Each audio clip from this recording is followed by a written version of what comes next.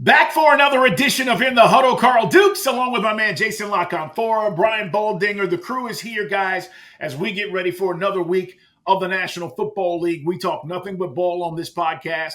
It is all about the NFL, and we invite you to subscribe, like us, and, of course, check us out on In the Huddle Pod. That's on YouTube. You can watch us and tell your friends. Fellas, I think there's so much going on. I mean, we got a lot to chop up before we get to some of these games. First and foremost, the Steelers are winning. They're 4-2. They've got a big game, obviously, against the Jets this weekend. We know the Jets made the trade for Davante Adams, but this week, Mike Tomlin comes out and says, hey, Russell Wilson is going to get first-team reps in practice. And I saw some footage yesterday, Baldy, about, showing him throwing the ball around. And I'm like, listen, we love Mike T. What the hell is he doing? Why create a controversy if there's no need to? Well, I guess it's not absolutely clear who's going to start, although it looks like Russell Wilson is going to be the favorite. I mean, I thought Justin Fields, he's thrown for 5 touchdowns. He's run for 5. He's taking care of the football. They're winning games. George Pickens doesn't have a touchdown catch. Okay. It's not really how they're built. Their offensive line is broken. They lost Zach Frazier. They lost their right guard. They lost their right tackle. I mean, they're just, they're with backups, man. Andy McCullum in there and, Spencer Anderson and Mason McCormick. I mean, they're playing a bunch of backups in there. Justin kind of helps them out a little bit in that regard. I think, look, they made the playoffs last year using 3 quarterbacks that threw a combined 13 touchdown passes. And there is a formula that works for Mike. Now, you're not going to, go very far in the playoffs. You couldn't beat Buffalo, but you could get there the way they're playing for sure. Maybe he just feels like they need to be better in the passing game, and maybe Russell provides that. Look, Russell did throw 26 touchdown passes last year in 15 starts on a bad team. He did accomplish some things. His style of play is a little bit hard to get used to. Guys that have played with him said, like, it might not come out on time. He might have to run around a little bit, try to find an opening to be able to see you and get the ball to you. So there's things there. It's just hard to Jets defense is good. They cover well. It's just hard to step in after not playing really. I mean, a couple of plays in preseason, not playing since last year, to come out there and execute the way you need to execute if you really haven't practiced at all, over most of the last 10 weeks. Jason, I know we take practice for granted, but I'm with Baldy on this. Like, you're going to throw him out there after a week of working with the first team, like 3 days? Yeah, I'm usually in lockstep with Mike Tomlin, but I think they're overthinking this one a little bit. There's still a lot of roadway ahead of you. And I really felt like they were just starting to get to a point where maybe Arthur Smith was going to lean really even more into what Justin Fields could do, right? They finally got Warren back again last week. Like, Cordarrelle Patterson's around the corner. Najee Harris went off last week behind this offensive line. And now we're going to take away from what that could be to see Russell Wilson throw the ball 7 yards down the field. Like, it might be real accurate. You know what I mean? Like, it might be nice. I don't know. But, like, I have questions like Baldy about the offensive line. They've been trying to get another receiver forever, right? They know they don't have guys who really are going to win for you downfield. So why not keep working at what you've become good at and try to become great at it rather than switch this thing up 7 weeks in, a third of the way through the season? It feels like it's a little forced for me. It feels like they're overthinking things. And we just saw with the Buffalo. How did the Buffalo Bills just beat the Jets in their big emotional first game without Robert Saleh holding us back anymore? They ran it all over him, right, with a bunch of different guys. And a quarterback who you have to, even if he's not running, you have to worry about defending in the run game. Seems like an odd time to get away from Justin Fields to me, but what do I know? Yeah, listen, I totally agree. And while we're talking about the Jets, because that is the big matchup on Sunday night, Baldy, the trade, I mean, listen, you see the numbers there, over under 38 and a half. I don't expect a lot of scoring. I know Davante is I guess living with Aaron Rodgers at this point and, studying the playbook every day with him. What kind of effect truly do you think he's going to have on this game Sunday? Well, I mean, you can look at it 2 ways here, Carl, to me. I mean, they were play away against Denver, against Minnesota, and against Buffalo to win. Your first thing goal at the 3-yard line, they can't score. I mean, maybe Davante, rekindles that, the chemistry that he had in Green Bay, going back. It's been 3 years now. That's, it just doesn't happen. This precision that you need just doesn't happen. The Jets are, to me, a long ways away, a lot further away than just Davante Adams of turning this thing around. I mean, they're heavily penalized. They make bad mistakes. They couldn't stop a Buffalo Bills offensive line from moving them all over the place. I don't know who's going to block TJ Watt this week. Honestly, the right tackle is really struggling. The left tackle is struggling. They invested in aging players and in the line at the position, and they're not playing great. I mean, you just have to call it like you're seeing it. Tyron Smith is struggling. I've never seen him struggle like this. So, if Aaron Rodgers has to get rid of the ball quickly, Davante Adams needs time to win his routes. He's a great route runner, but he needs time. You can't just keep, getting rid of the ball in 1.8 seconds because you might take another hit. So it might work. It might help. I mean, obviously, Mike Williams, I expect him to cut Mike Williams after what Aaron had said about him. But I've never heard quarterbacks call out guys like this. I mean, if Eli Manning called out Jeremy Shockey every time he ran a wrong route, I mean, be the whole press conference, right? That'd be all he did. Like Eli never did that, and it happened weekly. Like I just couldn't. Like there's no need, and I just thought honestly, like okay, just bring in Davante for Mike Williams. Like he ran the wrong route. Okay, so that was a Hail Mary throw another Hail Mary throw. I don't know. I feel like now Todd Downing's calling the plays. He'll be in lockstep a little bit with Nathaniel Hackett, right? But at some point, how much is he going to know about how this thing is supposed to operate? And so when they were in Green Bay, they had great structure to what they were doing. And that was part of the reason why they were very successful together. I don't see that structure. I don't even know if it exists right now in New York. Yeah, look, this game has gone up 2 points since Davante Adams' arrival. Like I liked it under 36.5. If you made me take this game, I'd go under. I'm definitely going under here. Pittsburgh 7-4 to the under at home since the start of last season. Those games averaged 36.8 points. So I feel like with that number going up, we're getting some value there. The Jets are 6-4-1 to the under on the road since the start of last season. Those games averaged 38 points. The Steelers do have a plus 38 point differential, which is second best in the AFC. Like I know they want to change quarterbacks and everything, and the sky apparently is falling on this 4-2 team. But I would just point out they've been a half-decent operation. Mike Tomlin, as a home dog, is 17-6-3 against the spread, 11-4-1 in his last 16 since 2018. And Baldy, the part of this that scares me for the Jets a little bit too is they found their run game last week, right? The tackles are being exposed in pass pro. They finally get Breece Hall going. So now you've got Garrett Wilson, who's like, well, wait a minute. This thing might be turning away from me again in my contract here. Then they go and get a guy who's the quarterback thinks at least is better than me to do the same thing I do. And the Jets are 2-0 when they run the ball at least 24 times. And they're 0-4 when they don't. And now you know what's going to happen here, right? They're going to take who's going to lose out here? Breece Hall, right? I mean, the quarterback's running the show. Like, if Davante's in town, I got to feed Davante. Garrett Wilson was pissed off about his situation. He got 20 targets in one game, yet they're still going to run the ball the way they should. It's funny. The comp that I had for Garrett Wilson when he was coming out of Ohio State was Davante.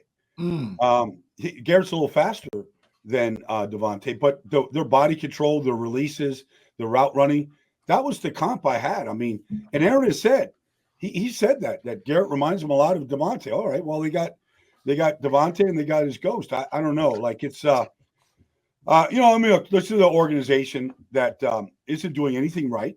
Okay. And they're all in on not doing anything right, starting with the owner, the GM, the whole thing. Yeah. And they're just literally hoping and praying that the line can hold up, Aaron can regain his form with Davante, and the defense can maybe start taking the ball away with some regularity. I mean, that's kind of what they're hoping for. It doesn't look like a strong foundation. So, fellas, the other thing that they're lacking, obviously, is pass rush. So we find out Drew Rosenhaus has taken over Hassan Reddick's negotiations. Anything going to get done here? Or is Hassan Reddick still going to be not a Jet in 2 weeks?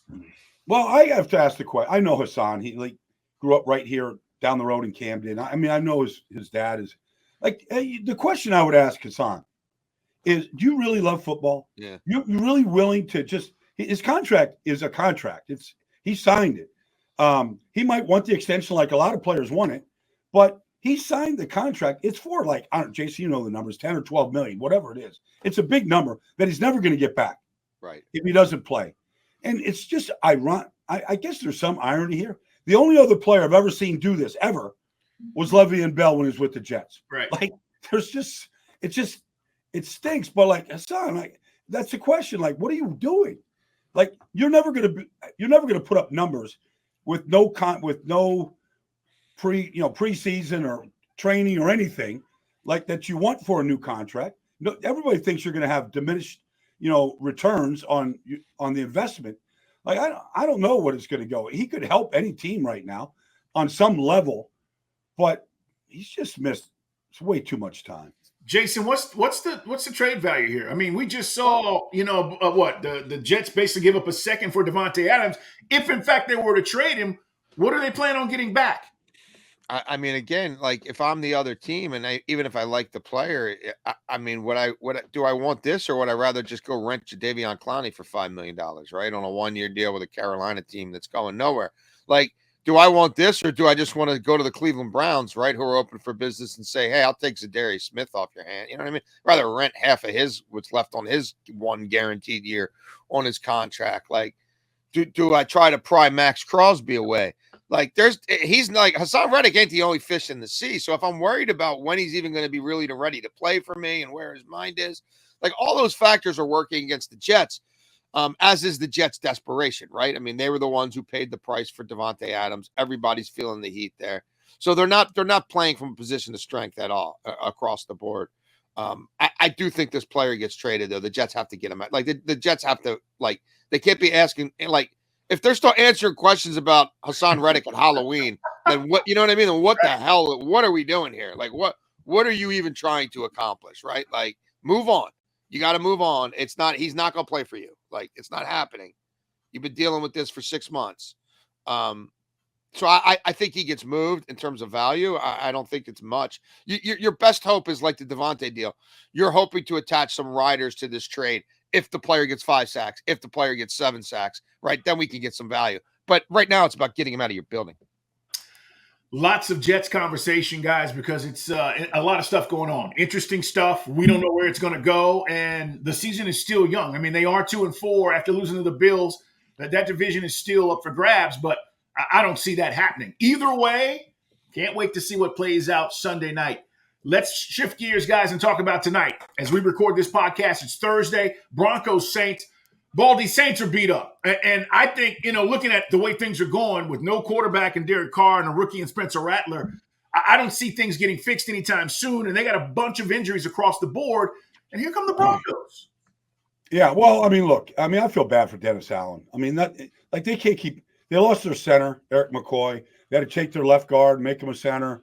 It's broken up front. You lose Olave, Shaheed tonight. You'll be throwing, a rookie 5th-round pick in Spencer Rattler will throw to a rookie 5th-round pick from Pittsburgh in Bub Means. I mean, that's what they're up against a really good, Denver defense. There's 2 rookies out there. They'll play up the quarterback situation. They'll probably preview next week's game between Caleb and Jaden in Washington, and they'll look at the rookie class, and we'll talk about Drake May, and I don't know if he's going or not this week, but that'll be the topic of conversation trying to carry the game. But, New Orleans gave up 50 last week to Tampa, and that's after Baker threw a couple of interceptions. So they're struggling everywhere you look right now. And some of their older players, DeMario Davis has been a great player in this league. I can't find him on the field. He doesn't look like DeMario Davis anymore. And he led that team in tackles every year.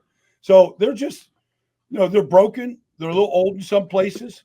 And then, when you see Jonathan Abrams starting out there at safety, because of the injury to Tyrann Mathieu, that's something that I'm sure Sean Payton would love to try to find a matchup for. Yeah, I'm playing this game under. I haven't played it a whole lot. Like I haven't gone crazy with it, but I have played it under. I'm interested in Alvin Kamara receiving numbers here. You got a very young quarterback against the number one blitz team in the NFL, and Vance Joseph, right? He's blitzing the most. Denver's third in sack rate. They're able to get pressure. So what is he going to do? Right? He's going to high percentage passes to the running back, who we know can win in the receiving game. Denver, there's been 46 pass attempts to running backs against the Denver Broncos, in part because they blitz so much, third most in the NFL. You know, Kamara catches most of what's thrown his way. Look, we got the number 1 and number 2 red zone defenses in the NFL. That immediately gets my attention as someone who tends to lean to the under anyway. These are not offenses that are great in the red zone, right? The only success the Saints have had in the red zone the last 3 years has been with Taysom Hill's involved. He's not playing. I don't think they want Spencer Rattler throwing the ball. I think they're content taking 3 and staying in this game and letting their kicker get to work. And as much as this is a revenge game for Sean Payton, I think he knows the hand he's been dealt, right? And he wants to bleed the clock.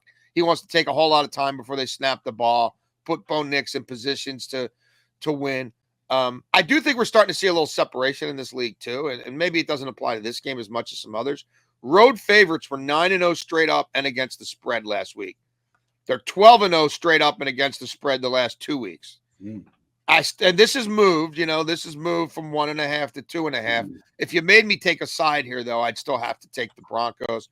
But more than anything else, I think this could be a 16-14 game, 16-13. I'd have to go under here. Denver's games this year are averaging 34.7 points. That's 30th in the NFL. Yeah. The Saints have had 2 games where they didn't score a touchdown. Yeah, and they've had some overs, but it's because the other team has gone nuts. I mean, the Saints scored 91 points the first 2 weeks. They've scored 76 since. Yeah, and everybody lost their minds, right? I mean, it was like, this offense, Clint Kubiak, but injuries that they are playing a role with that team. Guys, Chiefs at 49ers is a big one. 4 o'clock window on Sunday. Andy Reid coming off of off the bye. We know, and Baldy, I've said this. It's weird that they're 5-0, and we're kind of like dismissing it, right? I mean, let's be honest. Nobody around the league is going, "Oh my God, the Chiefs 5-0. Have you seen them?" It hasn't looked like the Chiefs, but I'll be damned. Here they are, 5-0, and listen, I think they're going to go handle business against the 49ers on the road. Well, I'm going to be at that game. I'm leaving today. Andy Reid is amazing coming out of the bye. I think, Jason, you probably have the know. I think he's 21-4 coming out of a bye. Yeah. 11-11 against the spread, though. 11-11. 11-11-1 against the spread. All right. But straight up, Baldy, you are on it. Yeah. So, I mean, but that's what Andy does. He tinkers. And it's just amazing that you could take Kareem Hunt, who looked like he was completely washed up and forgotten about, and come in to that offense and give you 100+. That you could take Juju Smith-Schuster, it didn't look like you could beat anybody, and go get you 100+. You could take McCole Hardman, people don't even know he was still in the league, and he could run fly sweeps and get you 15. I mean, the offense is just an amazing. I'm sure that they're looking at receivers, and I don't know. Maybe Marquez Valdez-Scantling returns. Christian Kirk. Go get Christian Kirk. Okay. I mean, if he's available. I mean, I don't know. You got to go send the Concorde to go get him out of London right now. But not in 4 days. He'll be back. No, but Doug Peterson might not be back. Christian Kirk will be getting on that plane. I'm not so sure about Doug Peterson. Here's what's changed though with Kansas City. Andy has always been run first, get a lead, then run it late. Okay, pass first, run late. But if you look at them right now, they are morphing into a power running football team. Mm-hmm. And because the passing, there are 160 passes, 150 runs. He's never been 51-49 before, ever. Not even close. But that's what they're good at. When you look at Creed Humphrey and Trey Smith and the guys inside, that's what they're good at. And they got good blocking tight ends and a fullback. So they've got guys that can run between the tackles. I mean, if I watched that second half of San Francisco and Arizona, I watched how Arizona ran the ball against them, I might kind of take that approach here a little bit. And then you just can't discount what Steve Spagnuolo continues to do with his defense. Nobody can block Chris Jones in this league. Nobody. And so, he's just a wrecker. in every phase. And then what Spags does around it is still they've got the biggest linebacking core in the league with Tranquil and Chenal and Nick Bolton. I mean, they really can play smash mouth defense. They can blitz you. I mean, they've got everything it takes to be a top 5 defense again this year. Any concerns about the 6 interceptions with Patrick Mahomes to this point? Well, a lot of them are happening in the red zone, where I think they're forcing things and where this thing really gets constipated. Baldy, I went and did a study. I looked at their red zone from 2021 to the middle of last season when they had Jerick McKinnon, who caught 12 touchdown passes in the red zone on like 20 red zone targets. Mm-hmm. And then since Jerick McKinnon got hurt. So from when he gets there in 2021 to the middle of last season, they're scoring 67% of the time, including the playoffs in the red zone, number 1 in the NFL. Since week 10 of last year, when he suffered that groin injury, they're converting 38.9% of the time, 30th in the NFL. That's a 16-game sample, including the playoffs last year, going back to week 10 of last year to now. They've gone from far and away the best in the league to damn near the worst. So, I'm looking at that, and I'm looking at San Francisco, who's only 25th in the red zone this year. And Spags is a top 5 red zone defense. And we know that Kyle Shanahan knows he's got to force them for 3 and not 7. And I think they'll sell out to do that. You talked about the emphasis on the run game. Both these teams want to run the football. Kyle, it doesn't matter what he's showing you. It doesn't matter who the running back is. It doesn't matter who's available, especially against this defense. I think he's going to want to run the football. And these teams played in the Super Bowl was 19-19 after 4 quarters. I like the under here. The Chiefs are a dead under team. Since the start of last season, Kansas City road games averaged 37.8 points. They also come in on average 6 points under where they close. So the point total on average on the road for the Chiefs since the start of last year, the actual points scored on average is 6 lower than the closing total. That's the biggest margin in the NFL. If you want to pick a side, Patrick Mahomes is 10-3 straight up as a dog in his career. In those 13 games, he completes 71% of his passes for 3,922 yards. That's 302 a game, 38 touchdowns to 11 picks. I can't believe Patrick Mahomes has been a dog 13 times in his life. In this league, the way he's 11-1-1, Baldy, against the spread as a dog. 11-1-1, Mahomes as a dog. Just saying. Yeah, and they're coming off their bye and rested. No, this is a big challenge. It's a big challenge, San Francisco needs a game just to stay above water right now, and they just don't want to keep treading like they are right now. And so they haven't played. I think Kansas City's the only game this year they gave up more than 20 points was against Cincinnati, and Joe Burrow was on fire that day. So that's what it takes. It takes a quarterback to literally be on fire. Brock Purdy has to be on his game as good as he's been this year, I think, for the 49ers to take this. Yeah, I was going to say Purdy impressed me with his performance against the Seahawks, but this is a different animal, as you described, Baldy, with this defense and the way they approach it. So I'm curious to see, because I really felt like he made every throw he needed to make. He carried them. He ran the ball, got first downs against Seattle. I think he's going to have to do the same thing this weekend. I think it's pretty interesting to me, the schedule makers, when they made this game, week 7 here, that Kansas City gets a bye week leading into it, and San Francisco gets a Thursday night 10-day rest. Yeah. They want this to be the marquee game. They got Brady out there announcing the game. This is a big event, late game window here, national window. They want this game to be full of fireworks. Guys, it's In the Huddle. Subscribe, like us, tell your friends, and make sure you don't miss an episode as we continue to talk about what's going down in Week 7 of the National Football League. Guys, I wish Aiden Hutchinson, obviously everybody does, was not injured, because going into this Vikings game, I feel a little bit different, right? Because you're going, okay, we know or we think the Lions are for real, but what about the Vikings?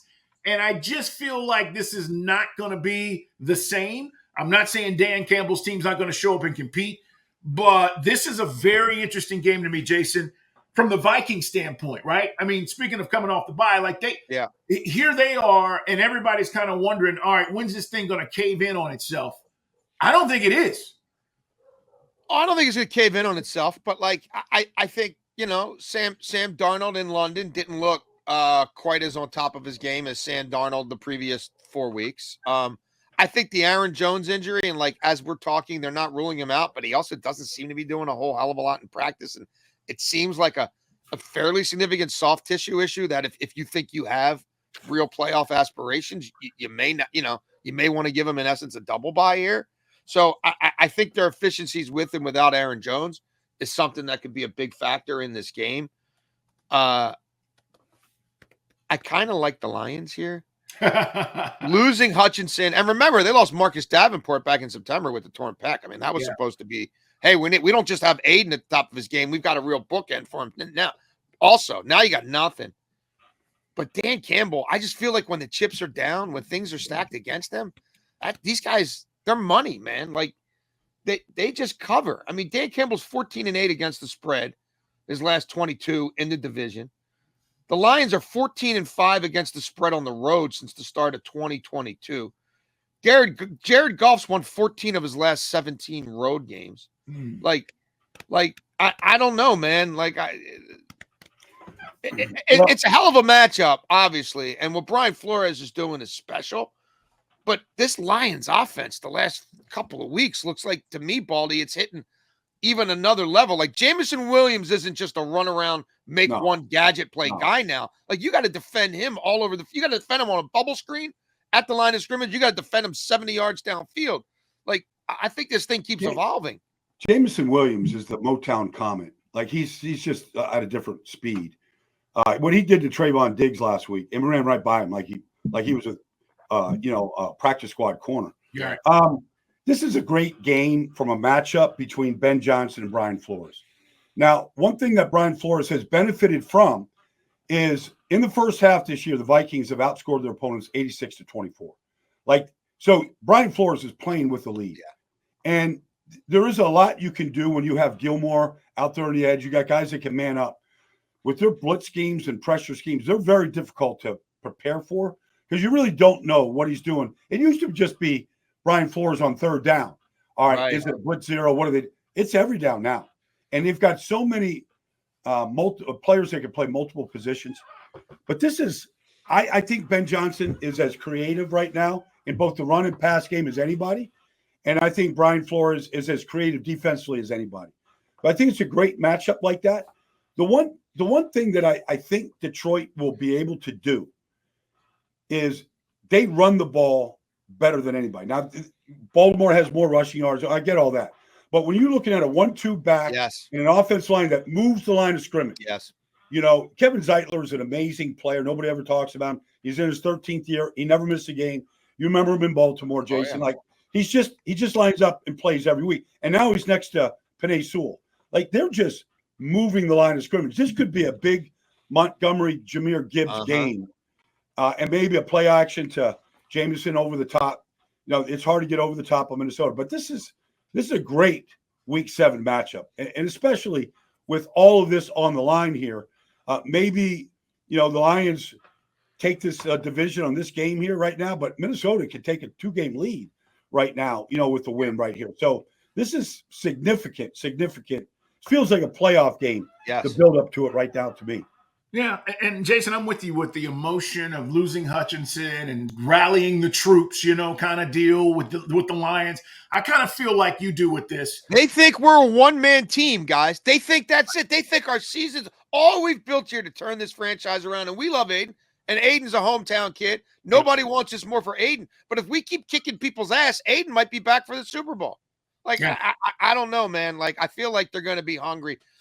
Detroit's also 7-1 against the spread the last 8 games against Minnesota, 3-1 against the spread the last 4 played in Minnesota.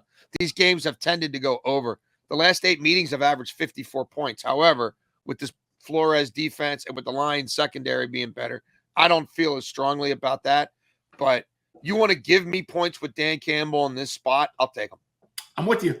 I agree. And the Ben Johnson thing, Baldy, he is great scheme-wise, but he's got dudes, right? I mean, he's got dudes. And by the way, I mean, the rest of the league is looking at this. Guys, it didn't take the Lions long. They drafted right. They got the right free agents. And then all of a sudden, this thing clicked. I mean, Hell, Campbell's been there, 4 years? This is his 4th year, right? No, but even like 2 weeks ago, they lose Frank Ragnow, who's been a first team All Pro center. Sure. And here comes Glasgow, who into center, and they have a backup left guard that is a good player. They can start on a lot of teams in this league. Like they just, Laporta became a star. Like he hasn't even gotten going yet, compared to what he did last year. So they built this thing the right way. Carlton Davis was a great player in Tampa. Won a Super Bowl with him. Like he's a great player right now. They put him on their number 1 receivers. Like he locks them up. It takes the pressure off of Terry and Arnold, the rookie. This Joseph, all he does is take the ball away at safety. But it is going to feel different to that defense. I mean, Dan can say all those things. Nobody replaces the effort and the energy that Aiden Hutchinson has. And as the sample expands, that's going to become more and more of an issue, which is why Baldy, they've got to go do something, right? Yeah, like they've sold, like when they were sellers, they did a great job at the deadline, right? They sold Hutchinson. People are, not Hutchinson, Hawkinson. Oh, what are you doing? Well, we draft Laporta, we'll be fine. But like, they need to make a significant buy side deal here, right? But it's got to be the right guy. It's got to be, because Aiden was the culture. He defined the culture. Right. And so, and everybody has bought in, but, because they've gotten rid of a lot of coaches since Dan got there. And the culture was the coaches, it was players, it was the whole staff. But like the Bears went and got Montez Sweat. Bears defense has been a different unit since they did that. Now, we can also say 49ers got Chase Young. He wasn't what they hoped they were getting. I believe they still went to overtime in a Super Bowl, and he played a lot of football for him. And, he sucked for a period of time, but he also showed up a little bit towards the end of the playoffs. Yeah. And he takes a little bit of heat off Bosa. Like, if they don't do anything, I'm going to really be looking cross-eyed, not even really at Brad Holmes because he won't do the right thing, but at ownership. Like, you need to be willing to take on some salary that you might feel like we didn't get bang for our buck, but so what? Your locker room needs to see that you're trying as hard as they are. There's always somebody in here to fill this void. The Ravens found Kyle Van Noy last year. Like, they can't get rid of him now. He's just perfect for him. Revitalize. So there's always guys out there. Yeah. Revitalize him. It's going to be interesting because if the Lions feel like they are a Super Bowl contender, and they do, they need to do something. The trade deadline is going to be interesting, guys. I mean, these first couple of weeks is. Yeah, that we're seeing these wide receivers get traded. I said yesterday, this is turning into the NBA, right? Where we just see all these deals and we're kind of looking around like, whoa. And it's good for the league. Guys, a couple more games we got to get to. I want to just hit on this one briefly, and then we got to talk about Ravens at Bucks, which is a huge Monday night game. But Eagles at Giants. Baldy, what the hell is Nick Sirianni doing? What is Nick Sirianni doing? So I'm announcing a game on Sunday, and I see Sirianni like doing this thing with the fans during the game. It's one thing if you're walking off the field and fans are booing you and you give them a little bit of business. We've seen that from Buddy Ryan, different guys. Like, this is ridiculous. Like, what? Like, it's indefensible, honestly. Your concentration is on the game and on your team. And if Cleveland could make one play last week at any point, beside the blocked field goal for a touchdown, they could have just made a play anywhere. They could have won that game. And he's out there chirping with the fans. Like, I don't know how Jeffrey Lurie doesn't call him in the office as soon as the game is over and go, that's never going to happen again. Like, I don't care what his motivation or what he thought he was doing to his team. That's just those fans. They're in that parking lot 5 hours before every kickoff. Win or lose, they're there. Like, you just don't do that to fans in Philadelphia ever. It's a no-win, though. As a coach, it's a no-win. No matter what you think you're doing, right? Yeah. You're never going to win that battle. And that's the issue. He's not smart enough to know that, at least in that moment, or to realize it, which tells me Nick Sirianni is a little childish, which also tells me that, Jason, he may be out of his depth right here. Dude, you were playing the Cleveland Browns. Like, if this was like Dallas when they were a wagon last year, right, and they were 12-0 or whatever they started, win 11 straight games, whatever. Like, if it was that, and this brings that out in you, like, maybe, but an out-of-conference game, weren't they coming off the bye, playing the broken-ass Cleveland Browns, and this is what we're resorting, like, this is where we are, it's WWF, yeah. You're Hulk Hogan, you know what I mean? Like, what are we, like, really? Like, where was Dom? If Dom was still running the team, I think Dom would have reeled him in. I really think it's all Dom's fault. I'm blaming Dom. So, but let me ask you guys. It's a bad look, and I think they're in trouble here, Baldy. I think this Giants team is it's a tricky. Well, I mean, I would say that the defense played great. The defense played great in Seattle. They even played even better against Cincinnati. I mean, they had Burrow in that offense that was putting up a 35-point spot each week. Nothing. And they had him at 10 points late in the fourth quarter. He ran 50 yards for it. They didn't move the ball in the air on that. No, Brian Burns, Azeez Ojulari, Dexter Lawrence, like they played great. They did. But Daniel Jones, I mean, he was so bad in this game. It's horrible. I mean, Brian Dable, honestly, it'd be like, all right, drawing the plays up in the dirt. Here's the play. We're going to run a flat, a 7 cut and a flat. Like if that corner bites on the flat, just throw it to the 7. And he couldn't get the ball. He couldn't make a read. Fourth down, they have a chance to go win the game. He's got a wide open Wan'Dale Robinson. He throws it to Slayton. Like he was bad in this game. And I never come out and just kill quarterbacks because sometimes you don't know if guy ran the wrong route, the play came in wrong, whatever. But this was indefensible. And so, and then they lose their best offensive player, in Andrew Thomas this week. Now that quarterback who was shaky last week to begin with loses a real pillar, one of the best offensive linemen in this whole league. But look, I can see this defense of the Giants giving the Eagles problems. I could just see it giving problems right now. Like the Eagles are without Jordan Mailata. Fred Johnson's going to be out there against Brian Burns. I can see the Giants defense giving them a hard time. And Saquon, they could not run the ball against Cleveland last week. Some of the things they didn't make any sense. Like nobody was going to run if you don't block Myles Garrett and just let him come free like they did a couple of times. So, I mean, I can see this thing being close right here, Jason. Yeah. I love the under here. Giants at home the last 2 years have played 11 home games. 9 of them have gone under. Those games average 27 points. Like this is the NFL, but I'm just telling you, it ain't Friday night high school. But that's the lowest home point total in the NFL since the start of last year. Those games average 27 points. Eagles on the road since the start of last year, played 11 times.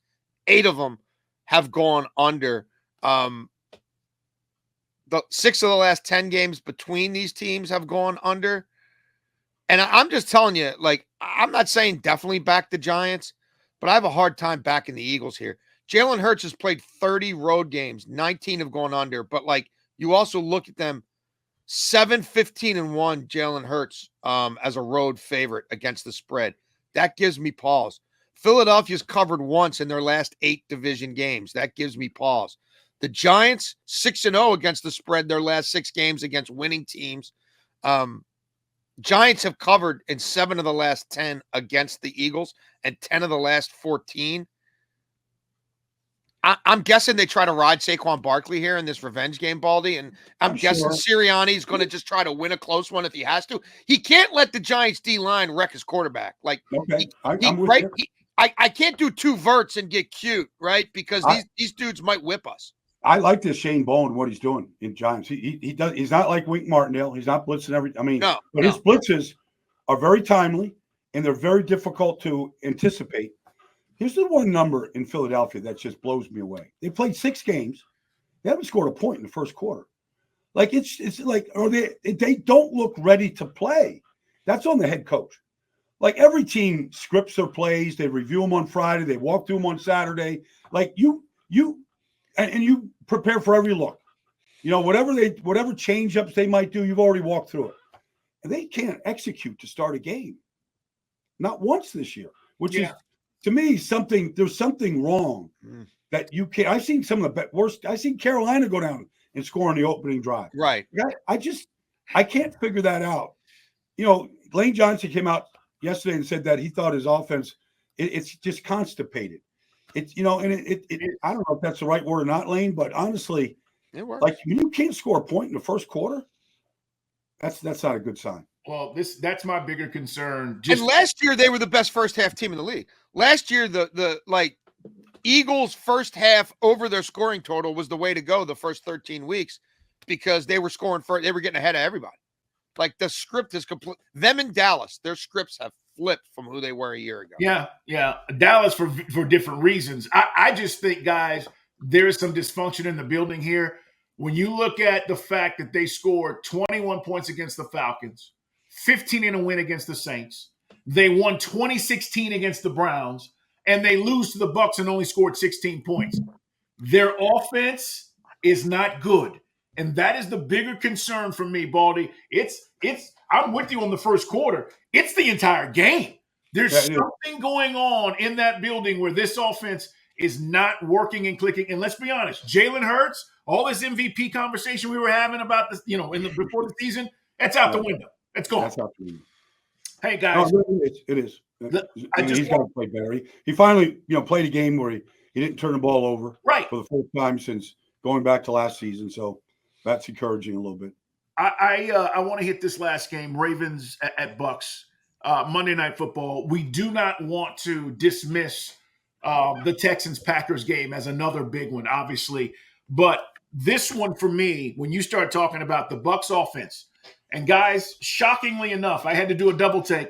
The Bucks' 178 points scored are tied for the most points scored in the league. And I'm going, that's Baker Mayfield, right? That's their new offensive coordinator, Liam Cohen. And the Ravens, we know, Jason, we said this 2 weeks ago, if they stick to their formula, they're going to be hard to stop. This is a really interesting game, and especially with the Ravens being on the road. Yeah, look, we all know that Lamar is 21-1 against the NFC. Or 22-1, sorry. That's a hard number to overlook. When you don't see him that often, he tends to present problems for you. These teams played in Tampa in 2022. Both defenses probably a little better than, both offenses not quite as good. Baltimore won that game. I just like the over here, Baldy. Baker Mayfield in the last 12 games has thrown 29 passing touchdowns, most in the NFL. Baker Mayfield's leading the NFL in passing touchdowns this year. Baker Mayfield to Godwin might be the best slot matchup in the NFL right now. Ravens pass defense sucks everywhere. The numbers against slot receivers are god awful. Both these teams have multiplicity in the run game. Both these teams can throw the ball to multiple backs. Tampa games are averaging 54 points this year. Ravens games are averaging 53 points. I think this number is a little light for me. I think both these teams could score 27 points or more in this game. Baltimore's secondary is still a major issue. Baltimore, when they blitz, quarterbacks are tearing them up. Baker Mayfield's third best quarterback against the blitz really since the start of last year. I just think both these quarterbacks are among the best on the planet right now. And I also think Baltimore, when they get really heavy, is a problem for everybody. And I know the Bucs have Vita Vea, but if you study the Bucs against 21 and 22 personnel runs, they've really struggled with it. And Baltimore's version of it is kind of different than anybody else because you got thunder and lightning with the quarterback and the 250-pound running back. I feel like Baltimore sorted out their O-line a little bit, Baldy. I think both these teams are going to be able to move the football. Well, I think the difference, honestly, in this game is Lamar. Because he's playing better than any of his MVP seasons, by far. Right now, he's run for 403 yards. He's the eighth best running back, just total running. But even last week against Washington and the week before against Cincinnati, you can't fool him. He might miss a throw, but he doesn't miss a read. Yeah. It's amazing to see the transformation Lamar under Todd Monken, and because he is now a feared passer. And he's getting the ball. Last week got the touchdown to Andrews for the first time since last year. He's getting the ball to Aguilar. Zay Flowers, 9 for 9, 9 targets, 9 catches. It's Bateman. He's seeing the field as good as any quarterback in this league. And then I don't know how he learned how to throw a football, but it goes where he wants it to go. Yeah. He's just that good right now. And I'm sure Todd Bowles is looking at him and going, okay, we got to get him going to his left. We got to do, Todd's tinkering with the pressures, and it's good to get Winfield back on the back end of their defense. Sure. But I'm blown away by just how good Lamar is right now and what he can do. It's that's going to be one of those good Monday night matchups. I'm with you, Jason. I actually hope it is high scoring. I've enjoyed these high scoring affairs so far in the NFL. I know we've been talking about a lot of unders for various reasons, but I'm with you on this one. I think this one could go over. Baldy, you were at San Francisco this weekend? Yes, sir. Heading out there today. Looking Yeah, forward to it. I can't wait to see what happens in that game with the Chiefs coming off. We go say hello to the new owner of the Raiders. We go say hello. Yeah. Yeah, Well, he can't talk to too many people, but I think he is allowed to talk to you, Paul. He can't go on production meetings. He can't talk with people who are employed by other NFL teams. I don't know how you're supposed to. I don't know how you're supposed to do your job. He's got his tongue tied behind his back, but somehow he's going to call NFL games. Like, all right, well, yeah, okay. Yeah, guys, all the owners obviously were here in Atlanta this week to, vote on that and give Atlanta another Super Bowl and all that stuff. And I just, guys that were here, I was like, this probably is the worst thing any broadcaster, but let alone Tom Brady, who's fresh on the job. Baldy, you know this. And for those who don't understand what we're talking about, there are restrictions with Brady being an owner now of the Raiders and a small percentage of the Raiders. So he's not allowed to participate in some of the activities that normally Baldy would. That would mean, hey, I'm going to go meet with the coaches or, hey, go watch their practice. Yeah. That stuff matters when you're getting ready for a game. Okay, look, I still do the job now for national radio, but when I did national TV at Fox for 12 years, we spent an entire day with the home team. Yeah. If it was this game, we would be with Kyle Shanahan out there at practice field. We could eyeball guys that are limping, guys, what's supposed to do, like all those things. You're just like basically absorbing. And then, the visiting team, Kansas City, comes in. You sit down to Andy Reid, you sit down with Patrick Mahomes, and you're like, okay, what about Kareem Hunt? Is he your starting running back going forward? You just learn things. Now, I'm sure Kevin Burkhardt or whoever is going to share stuff with them that is in a meeting, but it's not going to be. I ran the meeting. The analyst runs the meeting. The analyst asks the questions. And it's not offense to the producer or director or anybody else, but the analyst runs the meeting. Tom Brady talks one-on-one with Brock Purdy. Like, you're not going to get that. I think you lose a lot. I just do. I always, and even now down the field, I'll be on the field on Sunday. I'll talk to, I'll talk to Warner, I'll talk to Bosa, I'll talk to all the guys, and I get stuff game day that you can't get anywhere else. Yeah. Totally I just think, just thinking, Madden has been the best in his business ever, but nobody spent more time with these players and coaches leading up to a game than Madden, and you never knew when he was just going to sprinkle it in. Totally agree. All right, guys, we got to get out of here. Hey, enjoy the games, everybody. We're back next week. We'll review. We'll see where we're at.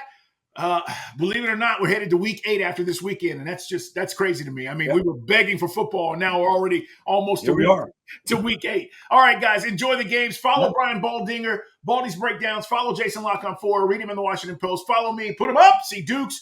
Stay up on everything that's going on around the National Football League. We thank you guys for being here. Have a great day.